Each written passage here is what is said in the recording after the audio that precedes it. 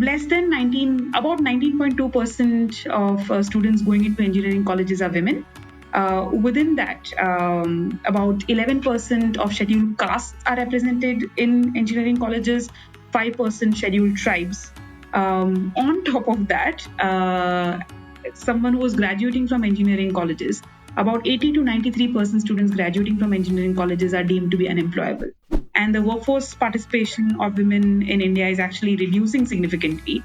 And depending on different surveys, it's anywhere between 25% to 33%. 65% of NavGurukul's team is its own alumni. And because of AI training, we've been able to enable them to play a much bigger role because now they can actually document their decisions a lot better. Well, there's a girl who had comes from outskirts of Pune, has a father who was alcoholic, pretty much didn't earn anything. Mom, domestic worker, raised her and her two siblings on a maid's income. And she's right now working at NetWest, the previously Royal Bank of Scotland.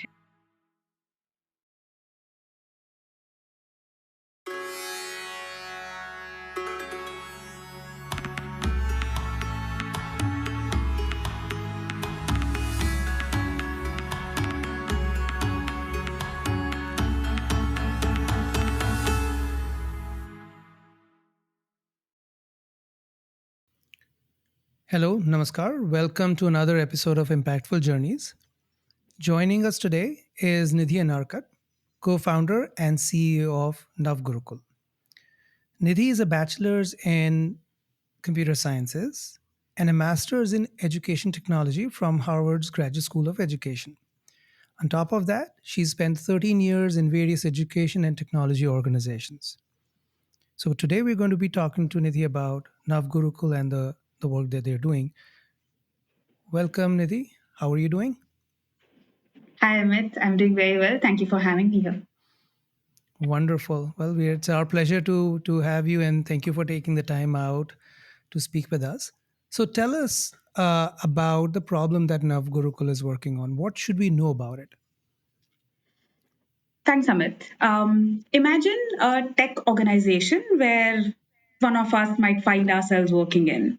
Hmm. If you look around, can you imagine a person, a girl who has grown up in Kishanganj in Bihar, the easternmost part of Bihar?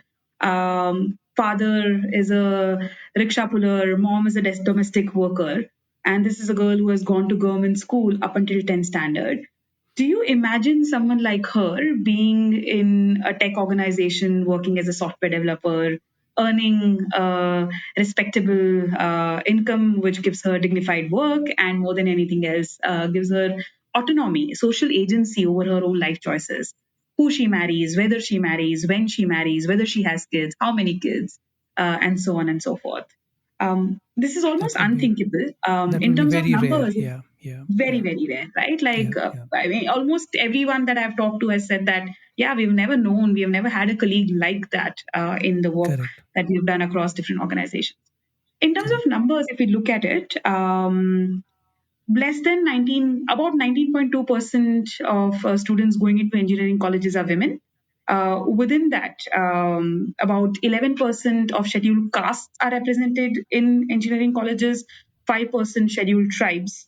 On top of that, someone who is graduating from engineering colleges, about 80 to 93% students graduating from engineering colleges are deemed to be unemployable.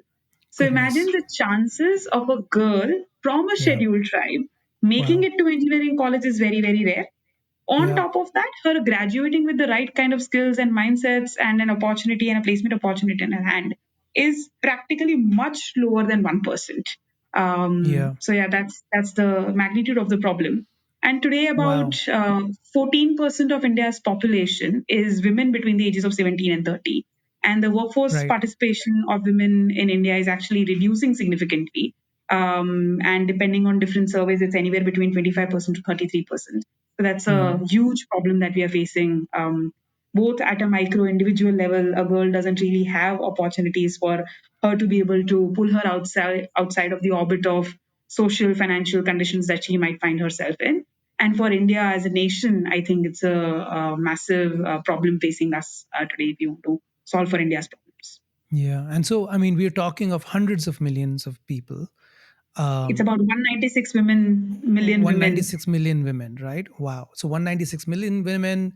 And then in terms of the whole employability and then the access to chances and the ability to really break out and have financial and economic and social independence. So that's it's a big chunk of the population and of the world that we're talking about. So that's a big massive problem. So, what is the NavGurukul approach in making a dent there? So NavGurukul has designed a solution which essentially solves for every barrier that a girl has on her way in order to be able to make it to financial and social independence. For Interesting. example, Okay. one barrier is an economic barrier. Yeah. So NavGurukul provides a residential program which is completely free for girls from underprivileged, marginalized communities to attend. This is an Hmm. 18-month program which ensures that students learn the right kind of skills. So any student who has just finished 10th standard, by the way, which is the access to formal education barrier, right? Hmm. If you Hmm. create a Hmm. program for people who have already finished colleges, anywhere between 10th to college, there's a massive dropout that happens, especially for girls after 10th standard. Every They're also year. losing Every year. Yeah. every year, Yeah. and there are Yeah. multitude of reasons for that. Right. So there's a huge population that drops out after that. So Navgurukul provides a program for any girl who has finished 10th standard can come to Navgurukul. It's a completely free residential program where we teach them, enable them to learn rather Hmm. skills which is important for entry level software developer. So they would Hmm. learn technology skills, algorithmic thinking, data structures, JavaScript, React, Python, stuff like Nice. that. And on top Wonderful. of that, they would Hmm. learn a lot of 21st century skills, communication skills, critical thinking skills, collaboration, and so on and so forth. A lot of students might actually be carrying a lot of trauma of Yeah. emotional, verbal, Yeah. physical, sometimes even Yeah. sexual abuse Yeah. Yeah. that they have experienced in their lifetimes. So Right. working through all of that and creating a person who's ready and excited and wanting to work in technology, digital economic careers is what we get done within 18 months, which is the third barrier that people. So there's an economic barrier, access to formal education. There's a social barrier, right? Like students don't often have a lot of time because there's Yeah. a lot of pressure from the families for getting married or starting Yes. informal economic careers and so on and so forth. So Hmm. within 18 months time window, we actually prepare students who might have gone to only government schools, might be carrying all this learning debt to actually learn enough skills that they're able to take entry level software engineering or other digital economic career skills. Got it. There So, are what other is the? barriers like language barriers. I'll quickly just wrap it up. There are Yeah. other Yeah. Please. barriers Please. like Please. language. There are other barriers like language barriers or pedagogical barriers, like how to learn, how to think. So that's also something that we work on. So like you said, right, almost every barrier that they face is it's designed to work on those. So what is the sort of size of the cohorts, or these 18-month programs? What is the population size that we're looking at right now? Currently, Navgurukul has a student capacity of about 1,400 students across Hmm. 10 different campuses that Navgurukul operates across India. Interesting. And so how many students has it touched so far? We have placed 830 plus students in technology careers so far. These are students who are earning a minimum salary of about 2.8 lakhs per annum. And we have students who have had starting salaries up as high as 10 lakhs per annum. And students usually increase minimum 10% year on year their salaries without any further investment on them. So if you look at it from an SROI point of view, Navgurukul does 200% SROI from the get go, and these students will actually make many, much more social returns over there throughout their careers. And today, Navgurukul alumni are earning about 24 CR annually together. Just alumni are earning that much. So how many students have graduated so far? So, how we think about graduation actually is very interesting. We Got don't it. say that a student who finishes 18 months has graduated from Navgurukul.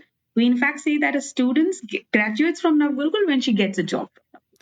Nice. So it's a Okay. Okay. guaranteed access, a guaranteed job guarantee program that we run. So, in fact, in Got our it. pedagogy, if you look at it, it's not that we run a classroom based model such that one cohort has to leave in order for the next Mm. cohort to come.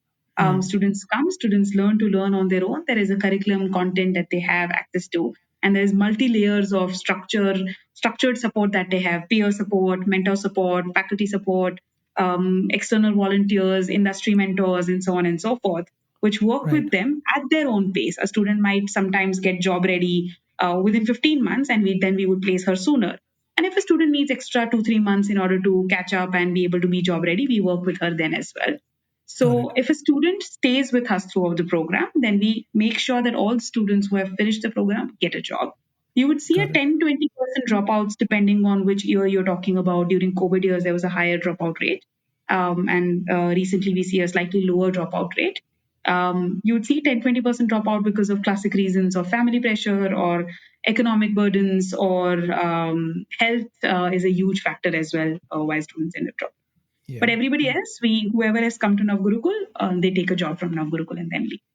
So the 18-month is sort of a suggested duration, but it could be sooner or later. Correct. And so till they get a job, they're continuing to do their education or brush up and increase their strength.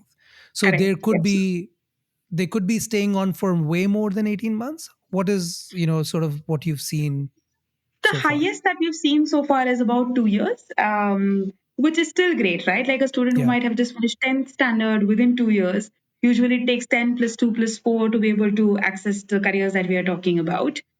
We've seen about students who have taken 2 years, slightly or a little over. We've seen about 25, 26 months recently. And Nice. that is primarily also because the market trends, AI trends, and we can talk a little bit more about that later. We But this should. is the Yeah. journey that you would usually see. Anywhere between 15 months to 21 months is the average that we've seen. Got it. Got it. That makes sense.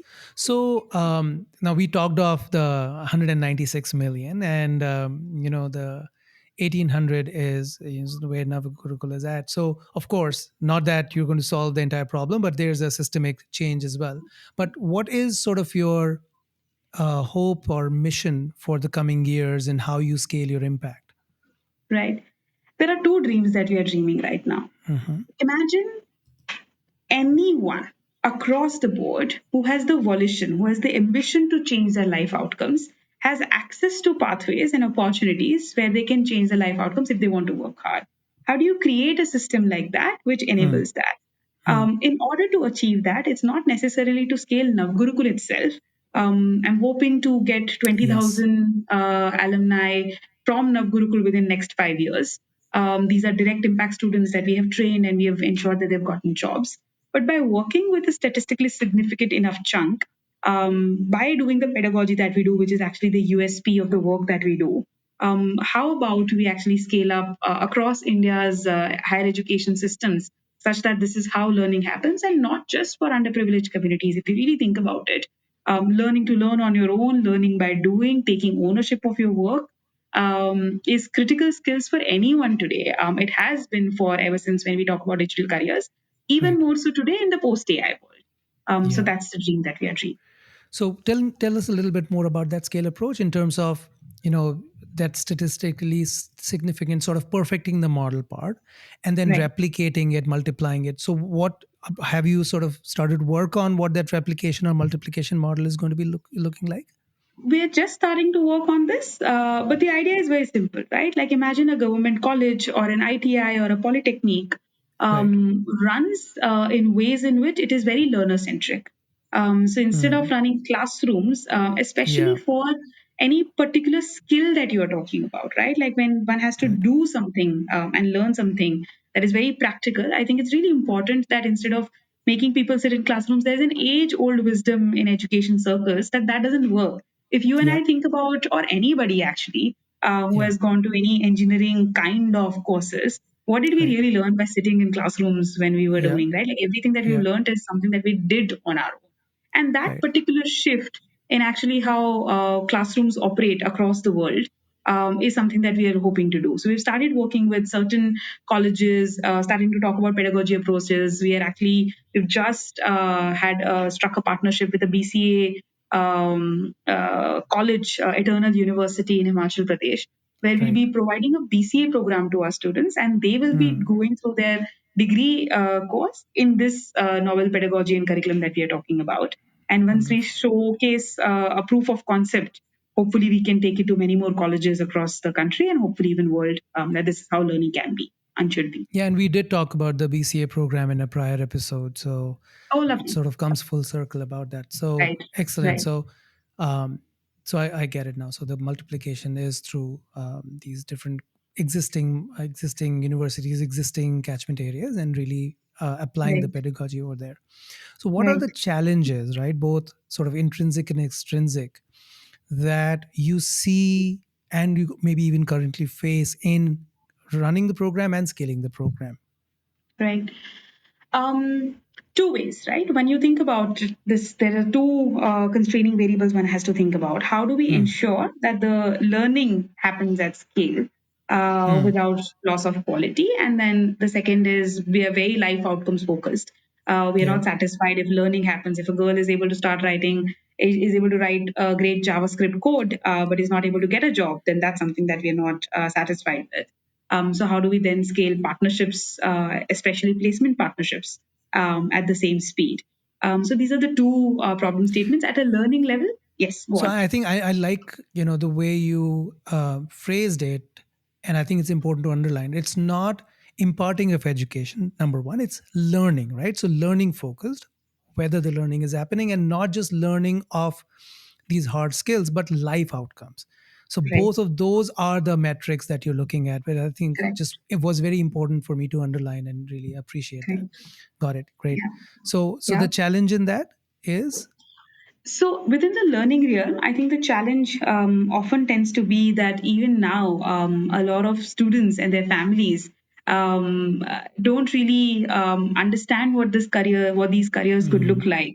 There's Hmm. still, we say that in the world of internet, there's no information asymmetry, but that's actually not true at Not all. true. Yeah. Yeah. So there are lots of families out there. We've just started working in Jashpur in Chhattisgarh or in Hmm. Dantewada in Chhattisgarh, Hmm. where there is a severe lack of knowledge about the possibilities that these kinds of careers can bring in. And Hmm. hence the aspiration or the dream or the grit in order to kind of like wanting to work towards these careers is still missing, and one needs to work on that quite a bit. Especially when it comes to a girl's education, there are lots of social barriers that stand around.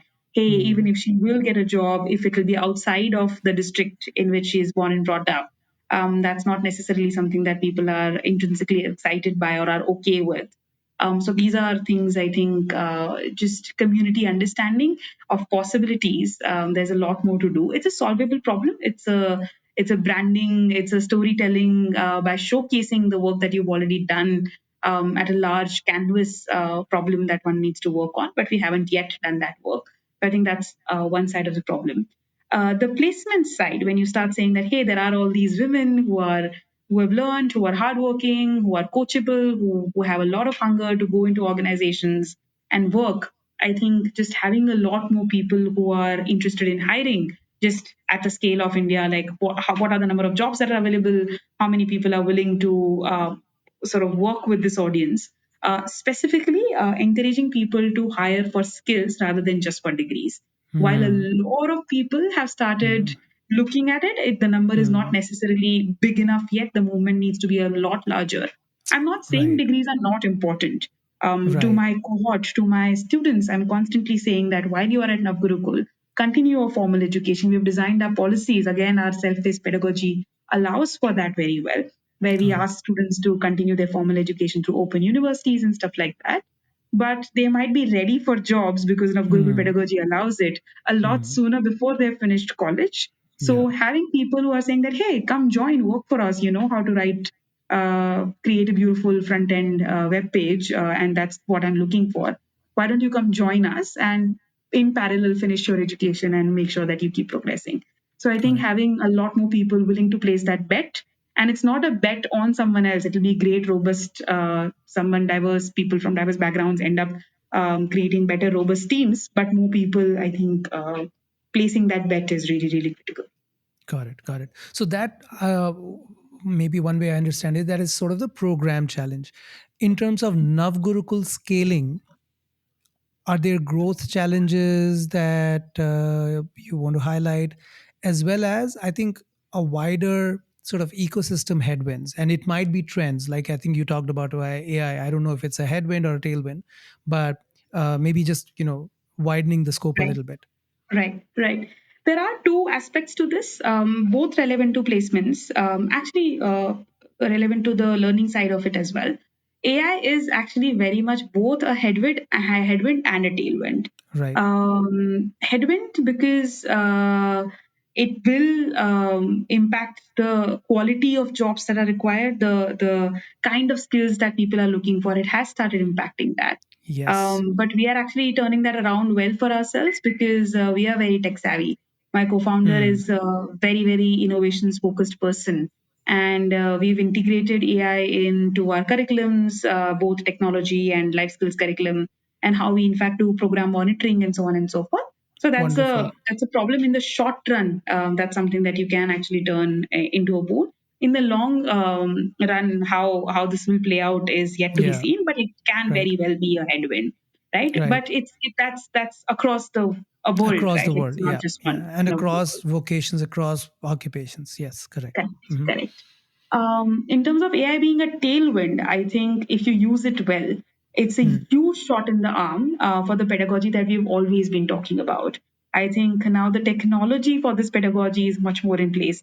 Personalized support Right. systems, ensuring that each student has, for example, English in itself. There are various use cases in which how AI can actually boost confidence because there are talking apps that one can use, students can use to practice their English, which is unlike ever before. And in many other ways, actually, we have created use cases of AI in improving our curriculum, our pedagogy, our program monitoring.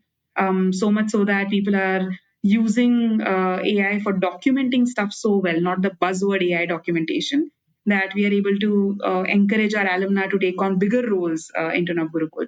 65% of NavGurukul's team is its own alumni.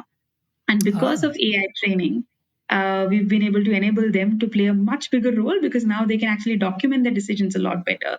So nobody Hmm. else needs to monitor their decision making as much, but rather we Hmm. can empower them by looking at their decision making and making them see other factors that they should consider when they do decisions. And because of AI, both so across the board, technology curriculum, life skills curriculum, program, how we org structuring, I think AI has been a huge tailwind. Similarly, I think in placements, the other trends Got that it. one has to look at is because of the wars, because of the recession, how does the job market play out? Especially the formal job market Hmm. play out is another factor that one needs to keep in mind. And that has been a headwind for a while, but I think it's still starting to turn green again in the last quarter. So that's pretty fantastic. Oh, very nice. That's wonderful. So I think that's wonderful knowing about Nav Gurukul and the problem it's working on and the challenges. Let's step back a little bit, and I want to talk a little bit about Nidhi. What has your journey been, and what got you into this extremely uh, important but challenging and sort of a non-conventional area? And so I just want to hear about how your progress has been. It's interesting every time you reflect upon this. I think two factors played a big role in me doing what I'm doing currently. One was when I was studying engineering, I could see I was fortunate enough to have gotten a scholarship. So my fees for all 4 years was less than $600, which was great. But a lot of people, my peers, had paid donation. There was and still continues to be there this donation quota that tends to be in a lot of public-private colleges. Um, so people had paid upwards of $12,000 as donations and then fees on top of it to be in an engineering college. Sometimes families have taken loans to be in these places. Had a Hmm. peer like that, and she, after Hmm. finishing engineering, couldn't get a job for 15, 20,000 rupees, which is Hmm. nothing if you Hmm. really think about it. Hmm. And that struggle, one could almost see that it's a systemic problem. It's not just oh, this individual didn't work hard enough or Hmm. any of Hmm. those individual factors playing out. I had a Hmm. cousin who was 1 year junior to me, Father had passed away in 12th grade, had taken extensive loans from extended families to do engineering, came from a vernacular medium school, didn't understand English, couldn't access most of the learning in college, didn't participate, didn't learn enough. Again, struggled a lot to get a job to self sustain himself after. And both of these folks I worked very closely with myself in order to, after they graduated from college, for about 6 to 12 months to get their first job foot in the door while Hmm. I was working in school education myself. And that Right. experience was very visible that there is a problem and I want to do something about it. Hmm. Secondly, in general, I think autonomy and agency personally played a huge role. I always wanted to make sure that my life's decisions are mine and nobody else's to take. And if I could feel so strongly about it and sometimes be jailed by the lack thereof, sometimes when experienced, I could see that a lot of girls have less than 1% of the autonomy that I actually do have, that I'm born with the privilege of. And that also definitely drove me a lot to work towards it. And the combination landed me where I am today. Well, I'm so glad to hear, and more power to Unity. There is these agents of change. I feel you are one where the agency that you've and the empowerment that you yourself have experienced and exercised is something that you now impart to others. So you know, much more impact coming from you. So I'm really looking forward to that. But on the same cycle, right? A lot of things that we feel energized by or we energize others, we also take energy from others. So I'm assuming in this path that you've had, there's of course been times that things have been a little bit challenging, but I'm sure there are stories or people that have motivated you or energized you and just kept you strongly going on that path. Are there any that you would love to share? Actually, you hit the nail right on its head. There are times when this work ends up taking a lot out of you. I was just visiting a lot of our campuses in 4 campuses I just did in last 2 weeks and visited them. But when you meet students, so for example, there's a girl who had comes from outskirts of Pune, has a father who was alcoholic, pretty much didn't earn anything, mom domestic worker, raised her and her 2 siblings on a maid's income, and she's right now working at NetWest, the Nice. previously Royal Bank of Scotland, and is now Yeah. earning 8 lakh rupees per annum. Is has a good Beautiful. growth pathway there. They've supported her in many other ways.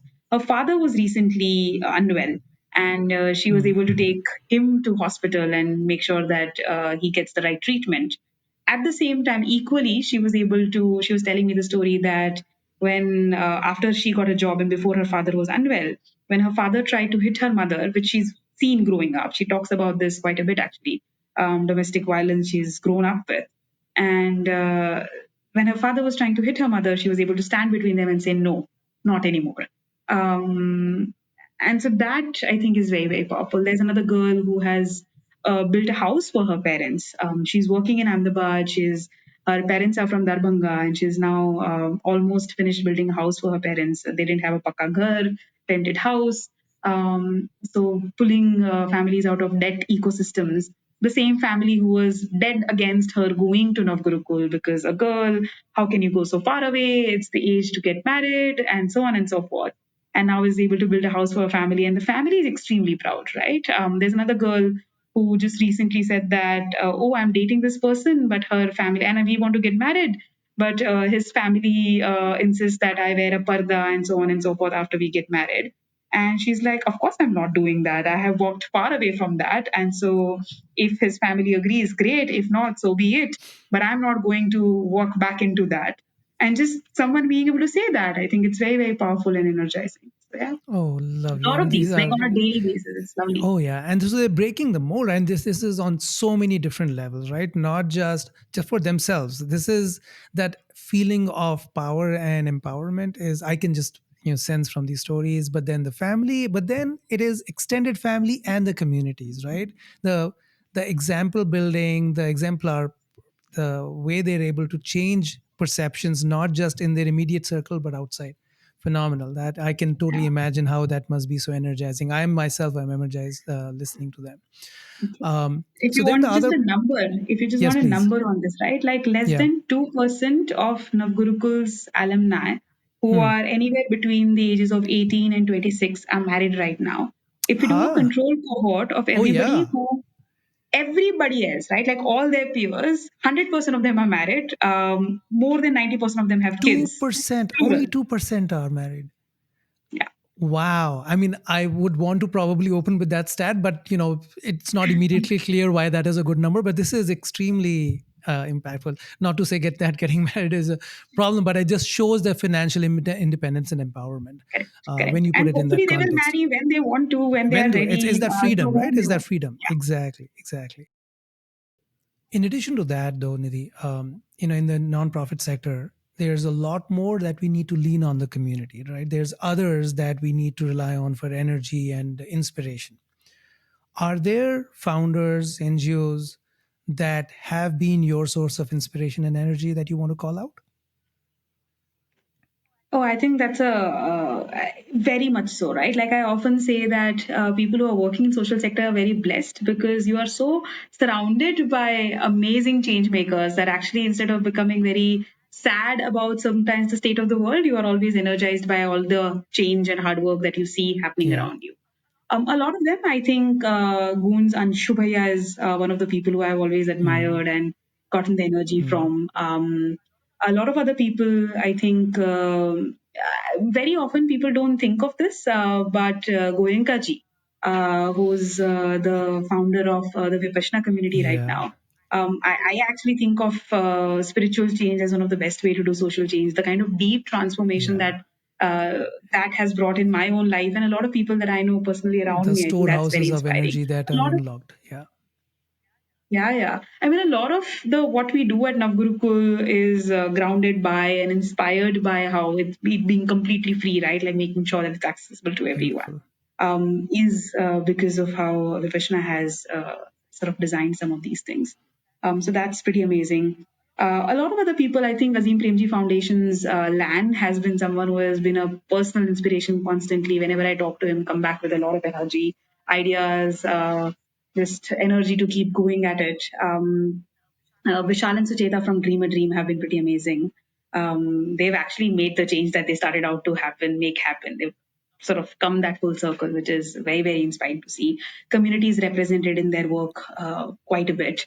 Abhishek, Navgurukul's co-founder, Hmm. actually, I get to work with him very, very closely Hmm. and very inspired by how uh, pure raw intelligence and innovation and technologically savvy Hmm.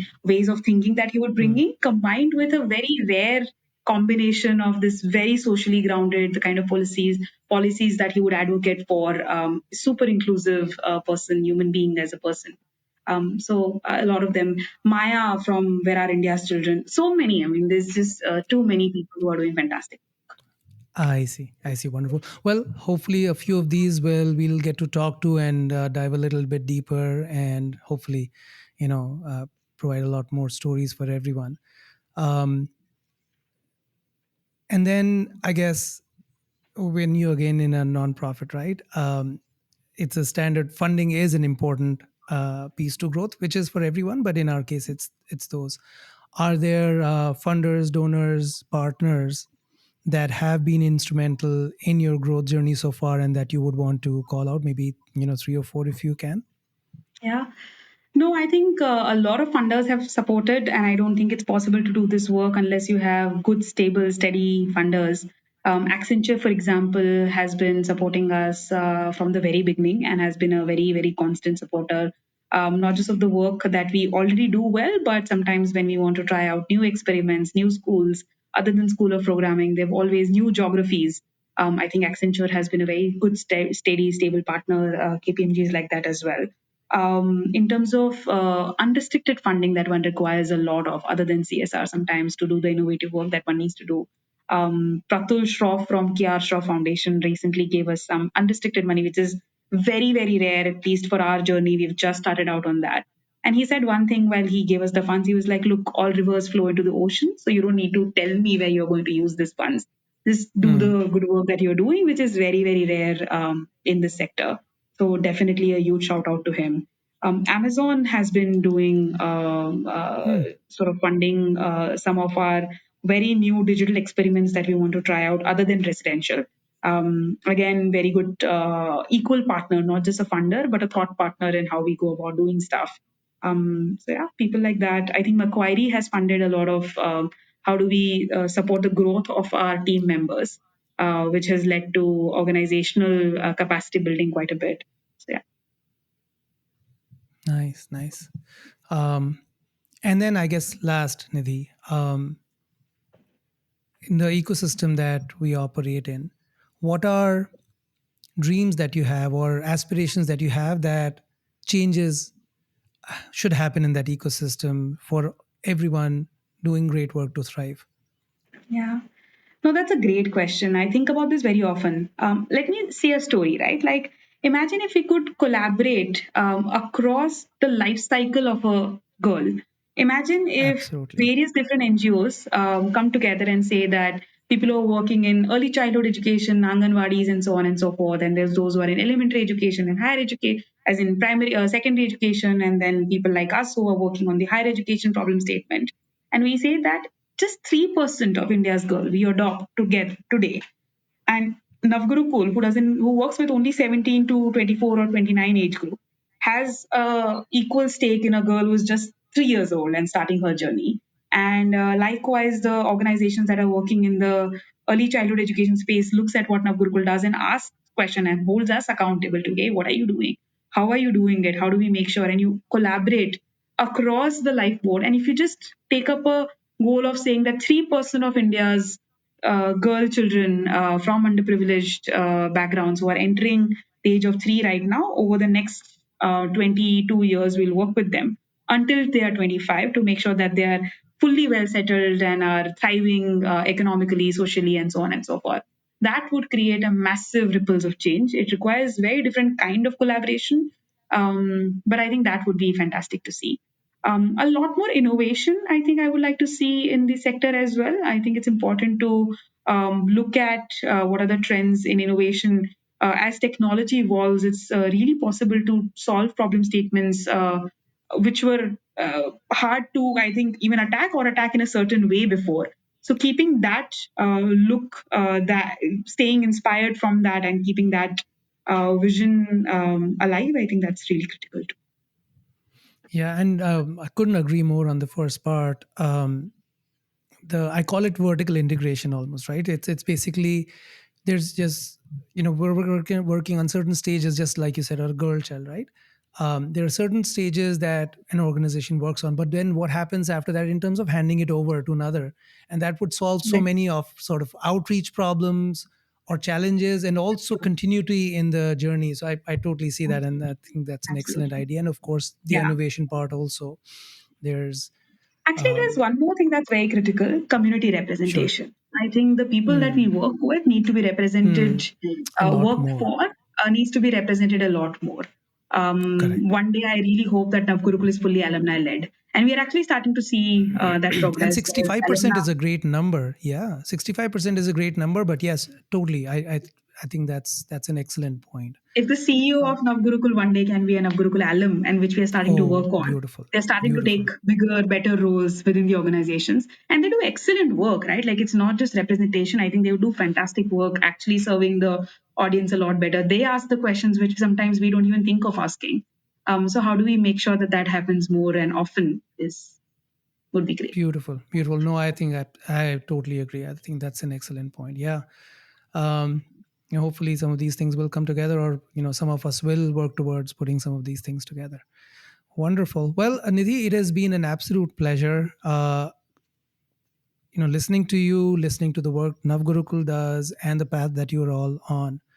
I can't wait for the scale, the impact that you continue to bring, and more power to you. Thank you so much, Nidhi. Thank you so much for this conversation, Amit. Really appreciate it. Thank you. Likewise. Thank you.